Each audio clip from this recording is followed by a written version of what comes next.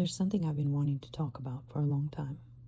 And honestly, I don't really know how to tell this story without being vulnerable.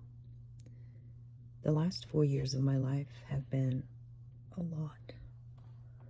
There have been moments where I genuinely wondered, how did I get here? I've gone through divorce, financial hardship. I've had to rebuild my mental and emotional health. I've questioned my purpose, myself. And more than anything, I've spent all this time trying to figure out, how can I put my life back together in the most authentic way? And that's what this podcast is really about. It's about starting over. No, not the cute little starting over, where you make your green juice and you make a vision board and suddenly, you're all inspired. Not that. No. I'm talking about the messy version. The version where you don't know what you're doing.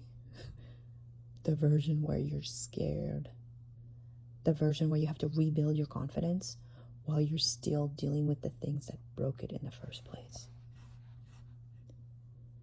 So yeah, for the last 4 years, I feel like I've been just riding what I call a struggle wave. Most people call it a struggle bus, but for me it's a wave, right? One wave comes in, you survive it, you're doing okay. And then before you can catch your breath, another one hits. And there were times in the last couple of years where I was like, okay, this has to be the worst. It's really hard. And then boom, something happens. And then something else happens. And I'm like, oh my God, like I left a relationship that wasn't healthy. I tried to, rebuild my foundation and etc. And it's like plans change. My confidence disappeared. Suddenly, you realize the person that you thought you were doesn't really exist. That's a scary place to be.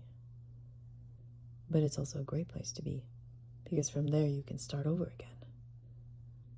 And I think we all dream about starting over. I think we all dream about having a life where we are inspired, motivated, and creative, but you can't start from there. You have to start from where you are. And for example, right now I am at a place where I've lost everything.